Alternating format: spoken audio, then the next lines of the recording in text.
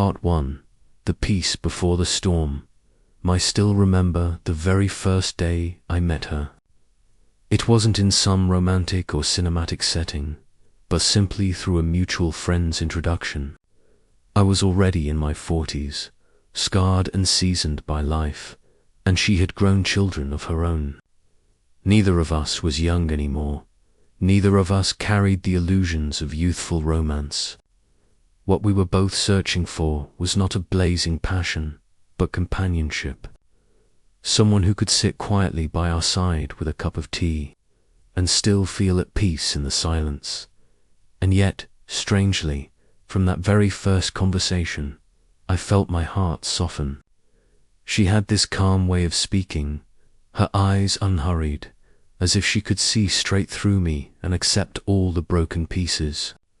Perhaps it was because she too had endured loss and hardship. Her words weren't flowery, they were simple, real, and warm. That night, as I drove home, I found myself wondering if this was the chance I had been waiting for all along. And so we came together. No grand gestures, no dazzling roses, but steady and enduring. Our wedding was small, just family and a few close friends. Her children looked at me with cautious eyes, and I understood. I never tried to replace anyone. I only wanted to be a steady presence in their lives. Over time, with patience and quiet gestures, the distance faded. They began to call me stepdad, at first playfully, but eventually it became natural. Hearing that word filled me with a happiness I hadn't expected. The years that followed were marked by a quiet, simple peace. I went to work, she looked after the home, and in the evenings, we cooked together. Sometimes I would walk into the small kitchen and see her standing at the stove, hair tied back, moving swiftly as she stirred the pan. The warm light shone on her face, and in that moment, I would feel an overwhelming sense of calm. I had once believed happiness was about wild youth, faraway travels, or dazzling successes. But it turned out that true happiness was as simple as watching her cook. Knowing I had a home to return to. She wasn't the type to express love in words. Instead of "I love you," she'd say things like "Are you tired?" or "Eat some more." But I knew that was her way of loving. For me, every evening when I walked through the door and heard her voice say, "You're home," my heart felt warm enough. We had our little dates too. Sometimes just walking around the neighborhood, grabbing a coffee to go, and sitting on the porch to watch people pass by. Sometimes a short weekend trip, nothing extravagant, just the two of us. And in the evenings, we'd sit down for an old movie or listen to songs from the past. She would rest her head on my shoulder, eyes half closed, and I would sit there silently, but feeling completely whole. Of course, marriage wasn't perfect. We had our share of small arguments. Once, we fought because I forgot to turn off the living room light. She snapped. I raised my voice, but minutes later, she quietly handed me a glass of water. We rarely apologized in words, but in those little gestures, we both knew love remained. I often thought to myself, perhaps these are the most peaceful years of my life. After decades of chasing work, stumbling through failures and heartbreak, I had finally found a quiet kind of happiness. I truly believed that no matter what came, we would walk through it together. Then the pandemic arrived. At first, I thought it was just another hardship the world had to face. But when she caught the virus, I panicked. Those nights, I sat outside her room, listening to her relentless coughs, my heart clenched with fear. I had never been so terrified, not of death itself, but of losing her. She recovered, but her body was no longer the same. She breathed harder, moved slower, tired more easily. I thought time would heal her, so I gladly took over the chores, anything to let her rest. But soon I realized the real battle wasn't in her body, was in her mind. She began withdrawing. No more going out, no more friends, no more laughter. Our conversations grew shorter. Instead of smiling, she often sat in silence, her eyes distant. At first I told myself it was just temporary fatigue. But weeks turned into months, and nothing changed. I tried everything. I brought home her favorite foods, played the music she once loved, invited her for walks. Each time, she shook her head. Once, I even drove her out, hoping the sunlight and fresh air would help. But within minutes, she asked to go back. I drove in silence, glancing at her blank expression, and my chest ached. The woman who once held me up through my darkest days was now slipping away into shadows I couldn't pull her from. And yet, even now, as I look back, I want to hold on to the memories of those peaceful days, because they were the reason I kept trying, the reason I never wanted to let go easily. And they are also the very reason the pain cut so deep later. When I realized I had changed, the peace before the storms sometimes, it's so beautiful that it blinds you into believing it will last forever. But life doesn't work that way. And like so many others, I learned that the hard way. Part 2. The Spiral of Responsibility, full version. When I look back, I sometimes ask myself, what turned me from a devoted, loving husband into someone who felt nothing but exhaustion and silence? The answer isn't a single event, but rather hundreds of tiny fragments, stacked day after day, until they formed a thick wall between me and my wife. In the first months after she got sick, I still believed in a brighter future. I believed all we needed was patience. Every morning I prepared breakfast, set her pills neatly beside a glass of warm water, knocked on the door to call her up. I thought that if I was attentive enough, she would slowly find her way back to life. Once I'd secretly placed a small rose in a glass cup by her bed. I hoped when she woke up, she would see something gentle enough to make her smile. But the next morning, when I asked, "Did you see the flower?" she glanced at it, shrugged, and said, "Yeah, it's okay, but don't waste money on useless things." At first, I brushed it off. I thought, she's tired. She didn't mean it. But those indifferent reactions became more and more frequent. I began to feel that all my small efforts were like throwing a stone into an abyss, never hearing an echo in return. I got used to coming home to a cold, silent kitchen, no food cooked, dishes piled up. I didn't complain. I did everything myself. I told myself, just a little longer, things will change. But that little longer stretched into many months. Then more than a year, I started to feel like I was no longer a husband, but rather a full-time caretaker, dutiful, invisible. The more I did, the less appreciation I received. Sometimes I was even criticized. "You didn't wash the dishes properly. Why are you home so late? I've been alone all day. You bought this food. I don't like it." At first, I stayed patient. I told myself she was sick, fragile, and I had to understand. But over time, those words wore me down. I felt like a shadow full of obligations, stripped of worth. One evening, I came home late. At work, my boss had yelled at me for a mistake that wasn't mine. I swallowed my anger, hoping that when I got home, I'd find comfort. But when I opened the door, she looked at me and said, "Where were you all day? Do you know I've had a headache the whole time?" I froze. I wanted to tell her about my miserable day, to have her listen, to have her say something kind.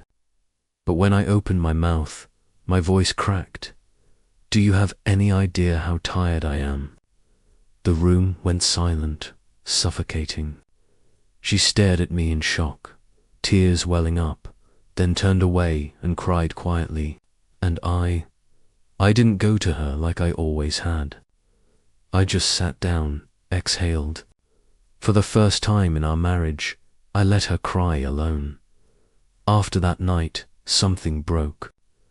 I still did everything in the house, but my heart wasn't in it anymore. I did it out of duty, not love. I began seeking small moments of peace elsewhere. A can of beer in the living room after chores were done. The yellow lamplight falling across the wooden table, silence heavy in the air. I sat for hours, thinking, is marriage just responsibility now? Does love die over time? I tried to find solutions.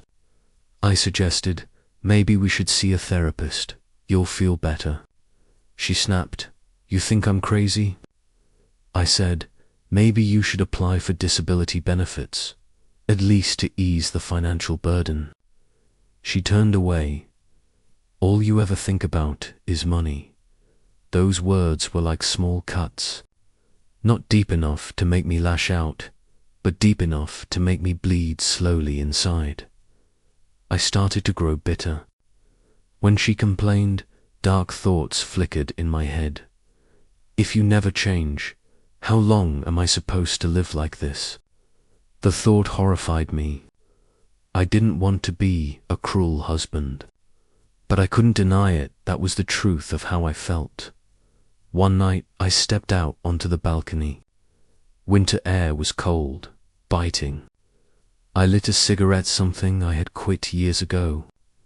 The smoke rose, fading into the dark sky. And I realized I was lonely, even in my own home. A loneliness worse than being single, because it reminded me, you have a wife, but no longer a companion.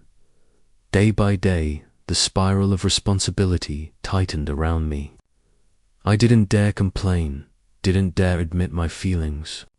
But the more silent I became, the greater the distance grew. And within that empty space, a quiet weakness began to take root. I didn't yet know where it would lead me, but I could feel it. Another door was beginning to open. Part 3. The third person appears, extended version. I had known her mica worker for years. At the office, she was known as the cheerful one, always quick with a witty remark that could make the entire room laugh. To me, she had always just been a pleasant colleague, someone friendly and easy to talk to. I never imagined that one day I would find myself drawn to her. It all began one autumn afternoon. After a long and exhausting meeting, everyone shuffled out of the conference room, drained. I stayed behind, rubbing my temples, reluctant to go. Home to that dark room and the familiar chorus of complaints waiting for me. She walked in, holding 2 cups of coffee. Without a word, she placed one in front of me, her eyes glinting with humor. "You look like you're about to burst into flames. Drink this. It's bitter, but it'll wake you right up." I couldn't help but laugh. The coffee was hot, its aroma rich and comforting. Such a small gesture, yet it made me feel noticed, cared for, and that was something I hadn't felt in a very long time at home. From that day forward, I found myself paying more attention to her. I realized I would often walk past her desk without any real reason, just to catch a glimpse. I would wait for her laughter to ring out across the office. It was like medicine to the gloom I carried inside. One afternoon, the team went out for lunch. By chance, I sat next to her. The conversation drifted to hobbies. She loved cooking, gardening, spontaneous travel. She spoke with such brightness, her eyes lit with excitement, her voice brimming with life. as though the world still held endless wonders to explore. I listened, quietly aching. How long had it been since my own house had echoed with conversations like that? Then came the business trip that changed everything. After the meetings, the group went out for dinner. One by one, everyone excused themselves, until only the two of us remained, walking together down a street strung with glowing lights. The night air was cool, the sound of our footsteps tapping against the pavement. She shared her plans, saving for a trip to Europe, learning another language, opening her own little cafe one day. I was drawn into her world, full of dreams and possibilities. "What about you?" she suddenly asked. "Don't you have any dreams?" I froze. Dreams? When was the last time I had even thought about that? All I could remember were bills, housework, responsibilities. I forced a laugh. "I guess my biggest dream right now is to get a good night's sleep." She burst out laughing, her voice echoing down the street, and though I smiled, there was a lump in my throat. That night, in the hotel room, I couldn't sleep. Her laughter, her bright eyes, her vibrant energy, they kept replaying in my mind. I told myself, "You're just tired. That's why you're feeling this." But the more I tried to dismiss it, the more I realized my heart was truly beginning to stir. From then on, I lived in conflict. At work, I tried not to look at her too long, not to text outside of office matters. But at night, in the silence of my house, I thought of her laugh, the ease of our conversations. At home, my wife started to notice. One evening, after I had finished cleaning up, she looked at me and asked quietly, "You've been different lately. You don't talk to me like you used to. Is something happening at work?" I shook my head quickly. "No, I'm just tired, that's all." But the truth was, I was exhausted from suppressing myself, torn between two worlds, one heavy with responsibility and sorrow, the other alive with light and hope. The contrast grew sharper. At the office, her laugh lifted me. At home, my wife's sighs dragged me down. I knew I was walking a dangerous line, but I couldn't find a way back. And then, everything came to light. One night, I came home late. The moment I opened the door, my wife was standing there, eyes cold. "Where were you? Why are you home so late?" At the office, or with someone else. My heart sank. I hadn't confessed anything, but somehow she knew. I thought of denying it, but the words stuck in my throat.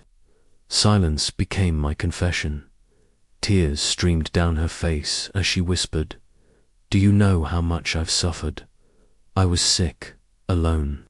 I needed you the most, and that's when you went to find joy somewhere else." Panic rose in me. "No, I haven't done anything wrong. I just feel comfortable talking to her. I've never betrayed you physically." But I knew it wasn't enough. For a woman, emotional betrayal can cut deeper than anything physical. She looked at me as though everything we had built was crumbling. "That's enough. You're not really here with me anymore." That night, we didn't speak. I lay on the couch, staring into the dark. Her muffled sobs seeped from the bedroom, each one slicing into me.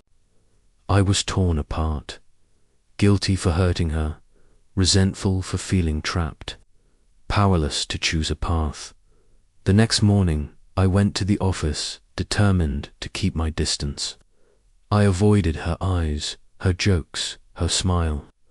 But then I heard her laughter float across the room, and my heart lurched again, pulled by invisible strings. And in that moment, I realized I had already crossed the line, even without an affair. And the terrifying part was, I wasn't sure I wanted to go back. Part 4. confrontation. The house felt like a stranger's place after that night. I lay on the sofa, eyes wide open until morning, listening to my wife's muffled sobs from the bedroom. Each one cut into me like a knife. Yet I couldn't bring myself to go in, hold her, and apologize like I had after past arguments. This time was different. This wasn't just a quarrel. This was a fracture deep within our marriage. The next morning, the kitchen was so silent I could hear the ticking of the clock. I sat with a cup of coffee in my hands, watching her walk out pale and tired. She sat across from me, her voice hoarse. "Tell me, what exactly is going on between you and her?" My throat tightened. 1,000 excuses rushed into my mind. Just a co-worker. Just harmless conversation. I haven't done anything wrong. But her eyes bore into mine, stripping away every layer of pretense. I couldn't lie anymore. Have feelings for her, I admitted, my voice trembling. But nothing has happened. She gave a bitter laugh, tears glistening in her eyes. I already knew. But do you think what hurts me is the physical part? No, what hurts is that your heart isn't here anymore. I wanted to protest, to reach out, but deep down I knew she was right. We sat in silence for a long time. Morning light filtered through the window, casting harsh shadows on her face lines of fatigue, illness, years of sorrow. A lump rose in my throat. How many times had I promised to stay by her side, to never abandon her? And yet, here I was, secretly longing for the light and joy another woman gave me. "What do you want?" she asked softly, her tone strangely detached. "A divorce? Or do you want to try to fix this marriage?" I lowered my head. I didn't know what I wanted. I feared losing the co-worker, yet I feared admitting openly that I had betrayed my wife in the moment she needed me most. "Want to try?" I finally said. "If you still want to keep this, I'll do my best." She gave a bitter chuckle. "Do your best. I don't want a reluctant husband." But at least you had the decency to say it. After that, the air in the house grew heavier. We lived like strangers, awkward in every gesture. I took her to medical appointments, tried to speak gently, but the invisible distance only thickened at night, lying on the sofa. Her laughter haunted me, the laughter of the other woman. I hated myself. By day, I played the part of the good husband, and by night, I dreamed of someone else. One evening, while the house was quiet, she suddenly came out and stood before the sofa. Her face held no anger now, only a chilling calm. "Do you know why I tried to hold on?" she asked. "Because I was afraid. Afraid of losing the last family I had. But now I realize, holding on to someone whose body is here but whose heart is gone, it's nothing but torture." I sat up, flustered. "Don't say that. I still care about me." She cut in. "But you don't love me anymore. You love the freedom, the joy she gives you. To you, I'm just a burden now." I couldn't speak. Her words pierced through me. They were the truth I had been too cowardly to face. That night, she locked herself in the bedroom.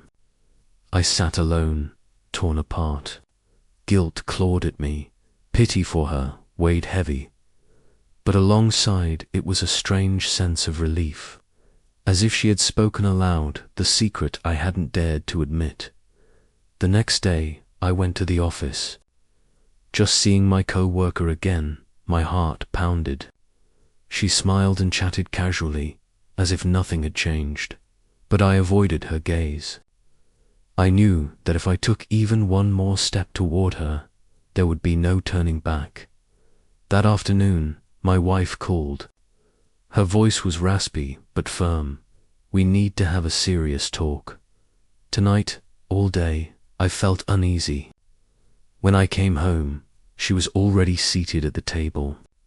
In front of her lay a folder. She slid it toward me. I opened it, and my chest tightened. Divorce papers. I've already prepared everything, she said calmly. If you really don't love me anymore, then sin. I froze. The very moment I thought I wanted now suffocated me. I looked at her. Her eyes were dry, no more tears, only exhaustion carved deep within them. Are you sure? I asked, my voice shaking. I'm not sure, she sighed. But I can't live like this anymore.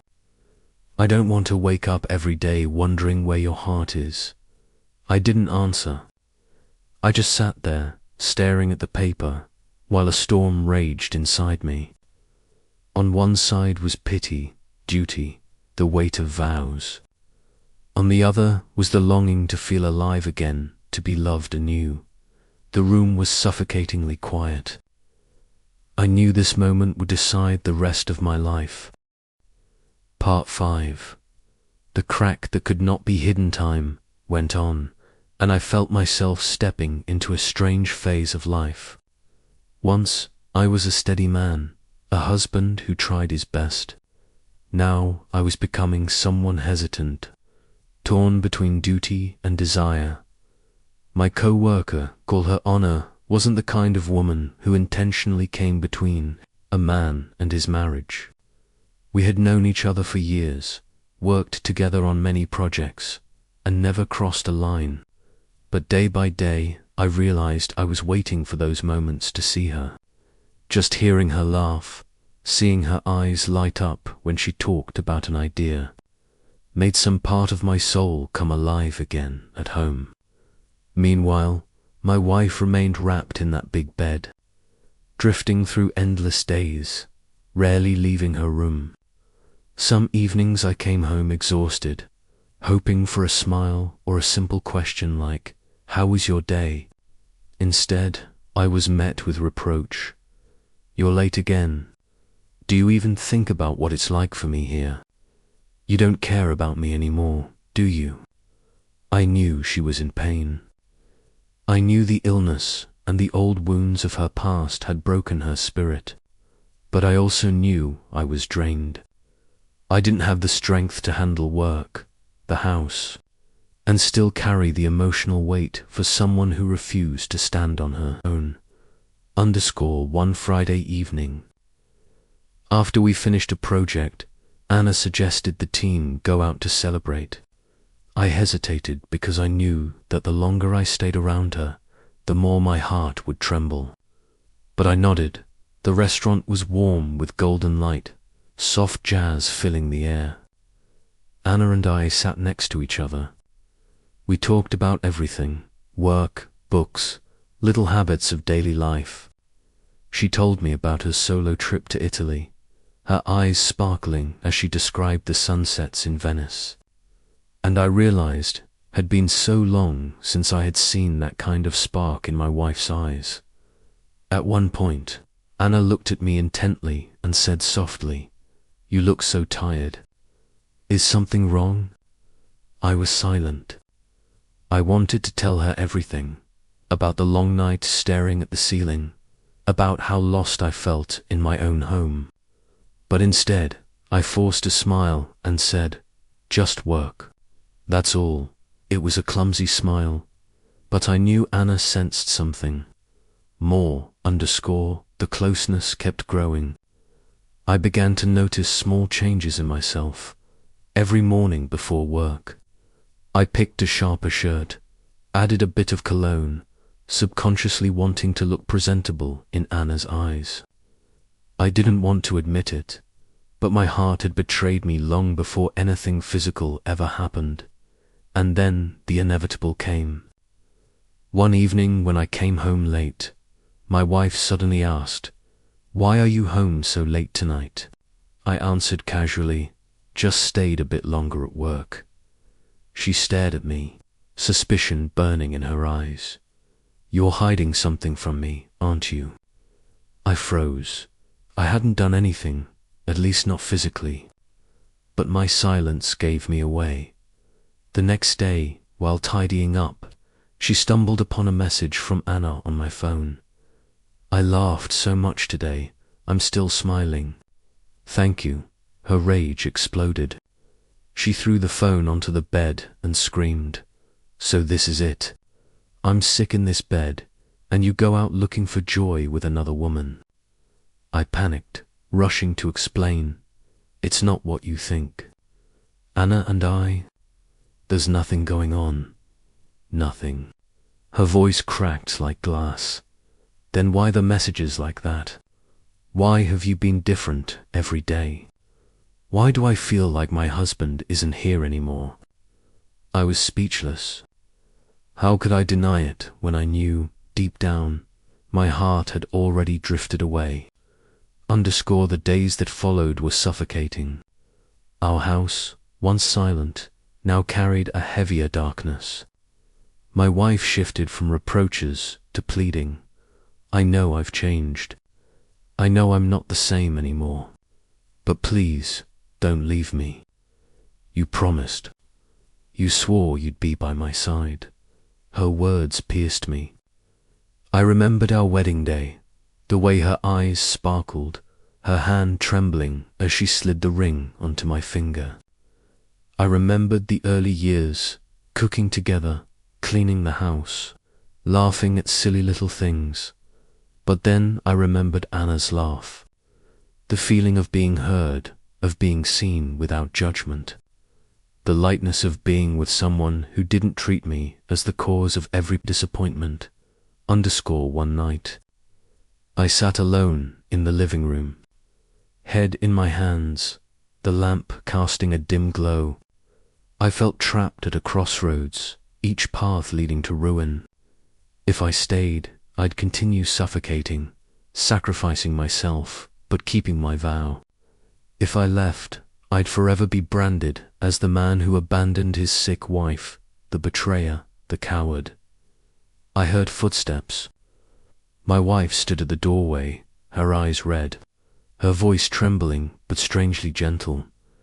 "We can still save this, if you want to. I'll try. I'll see a doctor. I'll go outside again. I'll change. But only if you still want me." I lifted my head, looking into her eyes. I saw both fragility and a spark of hope. I knew she truly wanted to hold on. But I also knew, deep inside, that I had already strayed too far. Part 6. Too late to fix. After that blow-up fight, the house felt like a war zone. No yelling, no slammed doors, just this heavy silence that followed me everywhere. When I got home from work, it was like stepping into a tomb. But then, slowly, I started to notice little changes in her. She got up earlier. She didn't stay in bed till noon anymore. One morning, I saw her on the porch, holding a mug of tea, staring out at the yard like she was trying to remind herself what peace looked like. Another day, she put on a dress I hadn't seen in years. It hung loose on her because she'd lost so much weight. But still, it was effort. One night, while I was rinsing dishes after dinner, she walked up and quietly said, "Let me do it." I froze. It had been forever since she offered to help with anything, and that's when it hit me. She was trying. She was clawing her way back, reaching for me. And all I could think was, God, why does it feel too late? A week later, she asked if we could take a walk. "Just around the park," she said. It shocked me. She hadn't wanted to leave the house in months. So we went. It was fall. Leaves crunching under our shoes. The air sharp and cool. We walked slow. She tried to fill the silence. "Remember when we used to sit on that bench and share ice cream?" I nodded, forced a smile. "Yeah, I remember." She looked at me like she was waiting for something more, something warm, something real. But I didn't have it in me. In my head, I saw Anna, her easy laugh, her energy, and right then, I hated myself. My wife was trying with everything she had, but I wasn't all there anymore. A few weeks later, she started seeing a therapist. I drove her to her appointments, waiting in the car. Part of me was relieved at least she was finally reaching for help. Another part of me didn't know if I even cared anymore. One evening, after a session, she sat next to me in the car, staring straight ahead. Then she said, "I know I've hurt you. I know I've been gone, even while I was here. I'm sorry. I want to fix this. I really do. Will you give me more time?" I wanted to say yes. God, I wanted to say yes, but I couldn't force the words out. Because the truth, I didn't believe in us anymore. And then there was Anna at work. She was everything my wife wasn't. Bright, funny, alive. She had this way of pulling the whole room up with her. Just a glance, a small joke, and I felt lighter.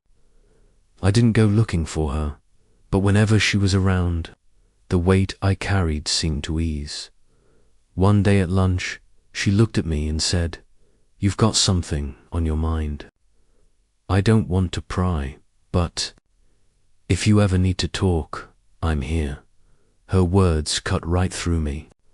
I wanted to unload everything, to finally spill it all, but I held back, because if I said it out loud, if I crossed that line, there'd be no going back. So I just smiled and said, "Maybe." Someday she didn't push, just gave me this quiet look that said she already understood more than I wanted her to. That night, when I got home, my wife had cooked dinner. Real food. 2 hot plates waiting on the table. She hadn't done that in months. "Sit down before it gets cold," she said. I sat, I ate, but the food tasted like cardboard. Halfway through the meal, she asked in a low voice, "Do you still love me?" I swear my chest locked up. I wanted to lie, wanted to say of course, just to keep her from breaking. But I couldn't. The silence dragged, and when I finally looked up, there were tears falling into her plate. After that, something inside her dimmed. She kept trying cooking, walking, therapy, but there was a wall between us. And no matter how hard she pushed, I couldn't climb over it. I started sitting in the car for minutes before walking inside, dreading the weight of home, and every day at work. Being around Anna felt like breathing fresh air. The split was eating me alive. One night, she came into the living room holding a stack of papers. It was her doctor's report. Depression, long-term, needing treatment, needing support. She set them down, looked at me with trembling eyes, and said, "I don't want to give up. I'm gonna fight this, but I can't do it alone. I need you. Are you still here with me?" And God, I wanted to say yes, but I just sat there, silent, and I could see it in her eyes. The exact second hope started to die. Part 7, full English version, adapted for American audience that night. When I finally stepped outside, the air felt sharp against my skin, cold, crisp, and unrelenting. But to me, it felt like freedom. After weeks of suffocating in my own house, in my own thoughts, I needed that air. I walked aimlessly down the block, hands buried deep in my jacket pockets, as if I could keep the chaos inside me from spilling out. 6 years of marriage. 6 years of building a family, of trying to be the steady rock in a home that had already weathered too many storms. Her children grown now weren't mine by blood, but I had loved them as though they were. I had taken pride in being there for them, in building something stable for all of us. And yet here I was, halfway down a dimly lit street, questioning everything. The truth was brutal. I wasn't just tired. I was empty. For more than a year, I had carried the weight of the household on my shoulders. Work, bills, cooking, cleaning, supporting her through every spiral of despair. I told myself it was temporary, that eventually she'd rise again, that my patience and love would pull her through. But she hadn't. And in the silence of our home, where laughter used to live, I began to wither too. Then came her, my co-worker. It hadn't started with fireworks. Just small moments.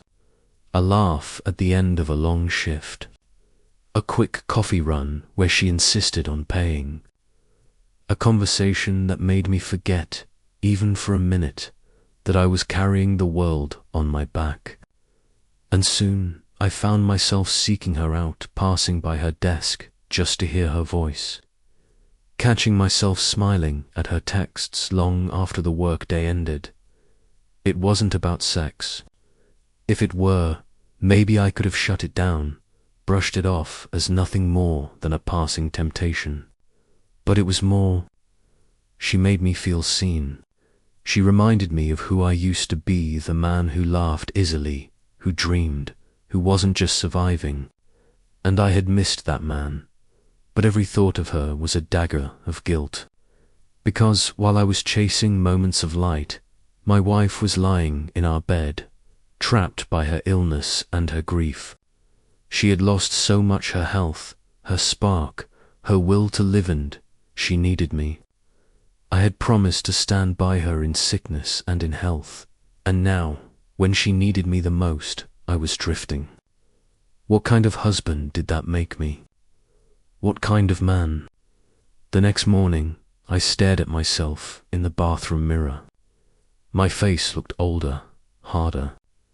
There were shadows under my eyes I hadn't noticed before. I leaned closer, whispering to the reflection, "Who are you becoming?"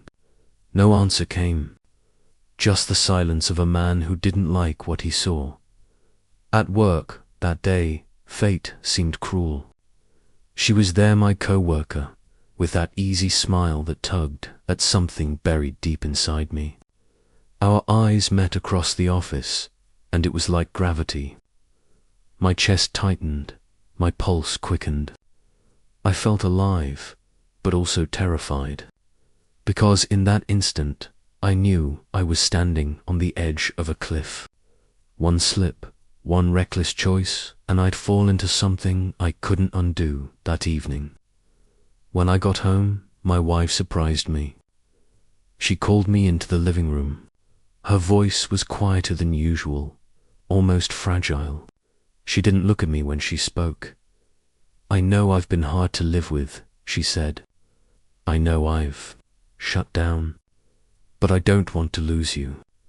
I'm trying, really trying. I need you to try to." Her words hit me like a punch to the chest. For months, I had convinced myself she didn't notice my distance, my coldness. But she knew. She felt me slipping away. And despite everything, despite her pain, she still wanted me by her side. That night, I lay awake beside her. She fell asleep quickly, her breathing steady, but I couldn't close my eyes. I stared at the ceiling, my mind spinning. On one side was duty, the marriage I had built, the vows I had spoken. The woman who once lit up my world, but had since fallen into shadows.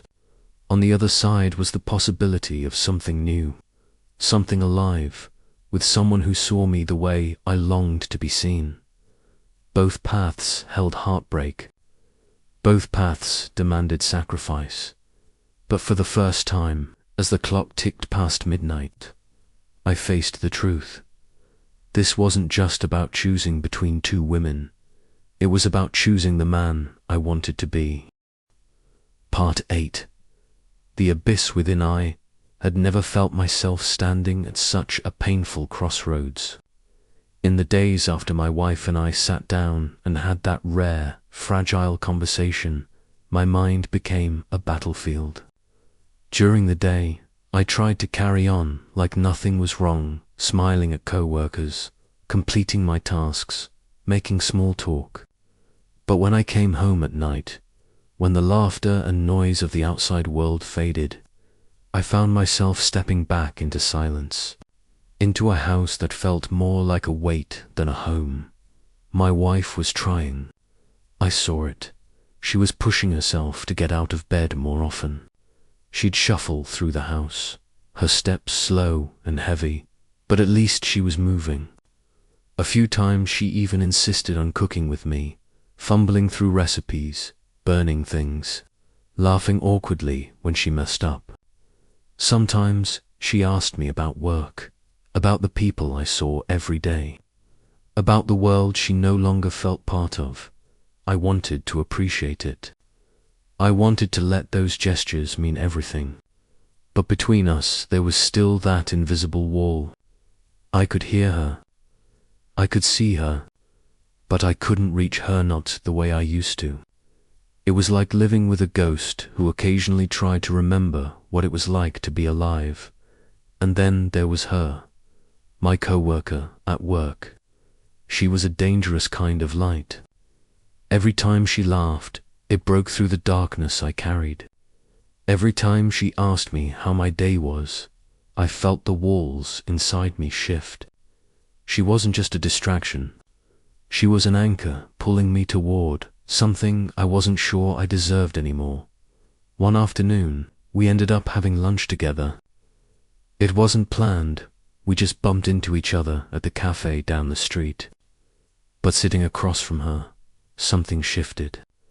She spoke openly about her life, about the disappointments she'd faced, about being alone longer than she ever expected. Sometimes, she said, staring into her coffee, I just want someone who actually sees me, who understands me without me having to explain everything. Her words cut deep because they echoed exactly what I felt. For a moment, it was as if I was looking into a mirror to people, tired of carrying the weight of life alone, desperately craving connection. Our eyes locked a second too long, and though we never touched, something undeniable passed between us. That night, I sat in my car outside my house for nearly half an hour. The porch light was on, my wife waiting inside. And I thought to myself, one wrong step, one careless decision, and I'll be someone I can never respect again. When I finally walked through the door, she greeted me with an expression I hadn't seen in a long time. Hope, sit with me for a bit. She asked softly, I want to show you something. I cleaned up the living room today. Doesn't it look better? Her voice trembled with pride, like a child showing off a drawing. And she was trying. I couldn't deny that. I forced a smile, sat beside her, and listened as she explained every little change she had made. But inside, my heart was drifting elsewhere. I hated myself for it, but the truth was unshakable at night. I lay awake beside her, staring at the ceiling while she slept. My thoughts spiraled backward back to the early days of our love. Our first date, walking in the rain, laughing so hard we didn't care how wet we got. The evenings we spent helping her kids with schoolwork. The pride in her eyes when she looked at me as if I was the man who could hold her whole world together. Those memories were beautiful, but they were also haunting. Because no matter how much I wanted to, I couldn't seem to bridge the gap between who we used to be and who we were now. One night, I decided to try something different. I asked her to take a walk with me around the neighborhood. At first, she hesitated, nervous about her strength, but eventually she agreed. We walked slowly, our hands brushing occasionally, the cool night air wrapping around us. For the first time in months, we felt almost normal, "Do you remember?"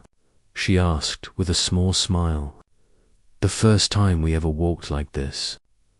I pretended to get lost just so we could keep going. I didn't want the night to end." Her words stopped me in my tracks. The memory was still alive in her heart, just as it was in mine. For a fleeting moment, I felt hope maybe we could still find our way back.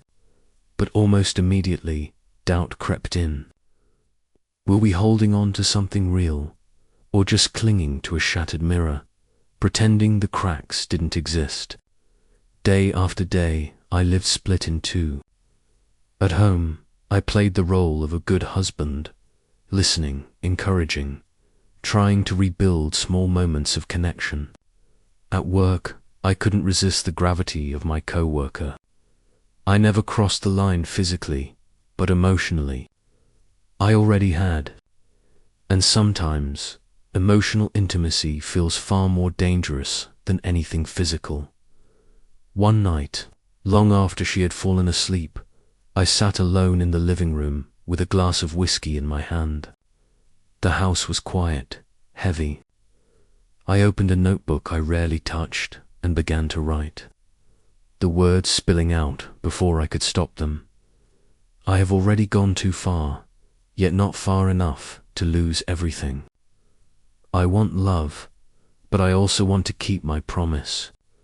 I want to feel alive, but I don't want to destroy the life I've built. Who am I becoming? What road am I willing to walk? My handwriting shook, the ink smudging as though even the page could feel my turmoil. I closed the notebook, but the questions remained, clawing at me in the silence. I knew I couldn't keep living like this, balancing on a wire stretched between two cliffs.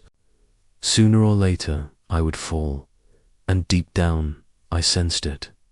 The day of reckoning was coming. Part 9. The truth revealed. The days that followed felt like I was living in two parallel worlds. By day, I walked into the office with a forced smile, pretending everything was normal. By night, I came home to my wife, who was still struggling to put herself back together. And in both worlds, I felt like a fraud at home. I played the role of the patient husband, encouraging her, listening, even laughing with her sometimes when she shared some small story. But inside, my heart was no longer whole. At work, every time my colleagues' eyes met mine, I felt a piece of the old me wake up again, strong, restless, and craving something I couldn't quite name. Then one evening, fate caught up with me sooner than I expected. I came home late after finishing a report. As I stepped inside, I saw my wife sitting in the living room, her face serious. My phone was on the table in front of her. My stomach dropped. "We need to talk," she said, her voice cold. I froze. I had never cheated physically, but the text messages between me and my colleague, harmless on the surface, yet filled with unspoken meaning, were now in my wife's hands. "Do you know how it felt reading these?" she asked, her eyes glistening with tears. "You say you haven't betrayed me, but what is this then? Do you even remember the promises you made to me?" I opened my mouth, but no words came. I wanted to explain that I was only searching for understanding, that nothing physical had ever happened. But when I saw the hurt in her eyes, I knew those explanations would sound like excuses. She broke down, crying in anger and despair. "I've already lost so much," she sobbed. "My health, my career, my joy. All I had left was you, and now you want to take that away too." I reached out to hold her, but she pushed me back. "Don't touch me. I don't need your pity." That night, we didn't speak again. I lay in bed, listening to her muffled sobs in the dark. Each tear felt like a blade twisting deeper into my chest. The next day, I dragged myself to work, heavy with guilt. I avoided my colleague, unable to meet her eyes. But she noticed something was wrong. What happened? She asked quietly during our break. She found out, I admitted, barely above a whisper. My wife saw the messages. Silence. She looked away, her voice soft when she finally spoke. Maybe we should stop. I don't want to be the reason your family falls apart. I nodded, knowing she was right.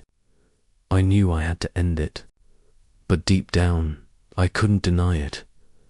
I had let myself go too far, and there was no easy way back. That evening, something unexpected happened. My wife sat down beside me. She still looked drained, but her eyes held something different now. Not just pain, but determination. I need to know one thing, she said slowly. Do you still want to save this marriage? Or have you already left it in your heart? Her question stopped me cold. This was the moment I could no longer run. I had to answer, not just for her, but for myself. I stayed silent for a long time. In my mind, two paths stood before me. Either I cut off all ties with my colleague and fight to rebuild what was broken, or I admit the truth that my feelings had already shifted and let everything go. Either choice would mean pain. My voice trembled. I'm not ready to give up on you, but I also can't pretend everything is fine. I need time. We need time.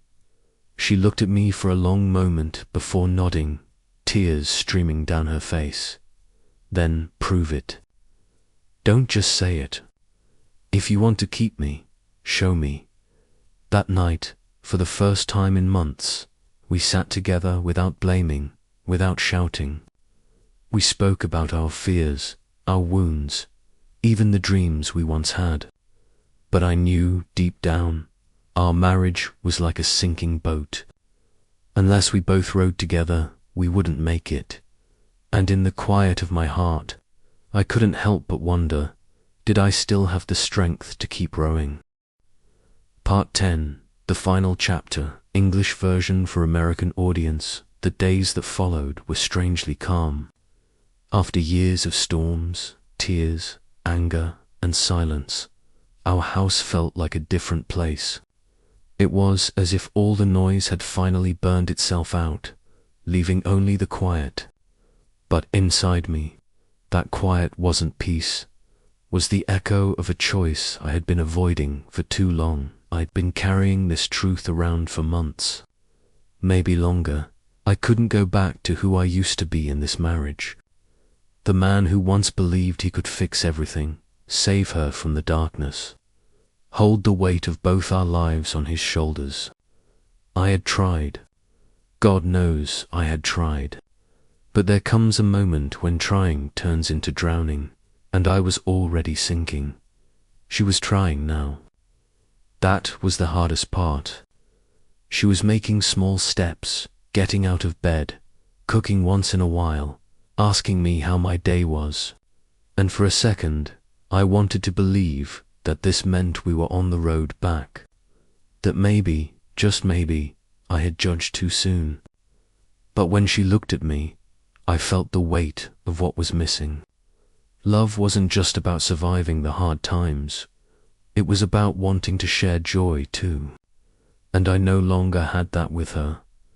One night, I sat in the living room, staring at the framed pictures on the wall. Photos from family trips, birthdays, holidays, smiles that felt like they belonged to another couple, another life. She came out quietly and sat across from me. The lamp between us threw long shadows across her face. For a moment, I saw not the woman she had become, but the woman she once was. The one who laughed so easily, who pulled me into her orbit without even trying. Are you still here with me? She asked softly, her voice trembling. The question gutted me, because she wasn't really asking if I was in the room. She was asking if my heart still belonged here, with her. I wanted to lie. I wanted to give her the comfort of a simple yes. But what would that mean? More months of half-truths. More nights of me lying awake, feeling like a stranger in my own bed. No, if I truly cared about her, I owed her honesty even if it broke both of us. I don't know how to answer that, I whispered. Her eyes glistened, but she nodded, as if she had been bracing for it. Then it means you're not. The silence that followed was unbearable. And yet, in that silence, something lifted. For the first time in years, everything was out in the open. No more pretending. No more guilt twisting itself around every conversation. The next weeks were filled with long, painful talks. We didn't scream. We didn't throw accusations. We just sat with the wreckage of what was left and tried to make sense of it. There were moments of kindness, even tenderness, in the middle of all the heartbreak. She admitted that she had leaned too heavily on me, that she had lost herself and, in the process, lost us. I admitted that I had let resentment build until I couldn't see past it anymore. We didn't hate each other. That was almost the cruelest part. Hate would have been easier. But love, when it fades into something unrecognizable, is harder to let go of. Eventually, we made the decision. We would separate. Not in anger, not in betrayal, but with the quiet acknowledgement that our story had reached its end. The day I moved out, I stood in the doorway with my boxers. She hugged me one last time, long and tight, as if trying to memorize what it felt like. I whispered, "Thank you for everything. For the years, for the memories, for the love we did share." She nodded against my chest, her voice breaking. "Take care of yourself. Please, don't lose yourself again." And then I walked out. The air outside was crisp, biting against my skin, but it felt like the first real breath I had taken in years. It wasn't a victory. It wasn't freedom in the triumphant sense. It was grief and relief tangled together, but it was also the beginning of something new. A chance to rebuild myself not as a savior, not as a man trapped by guilt, but simply as me. In the weeks that followed, I thought a lot about love, about how sometimes, no matter how hard we try, not all stories are meant to last forever. Some are chapters, not entire books, and that's okay, because what matters most isn't how long love lasts, but what it teaches us while it's here, and as I move forward. That's the lesson I carry. Love is not about sacrificing yourself until there's nothing left. Love is about growing together, and when you can't, it's about letting go with grace. This isn't the ending I imagined when I said I do 6 years ago, but it is the ending we wrote together, whether we meant to or not. And in its own way, it's still a love story, just one that had to end for both of us to begin again.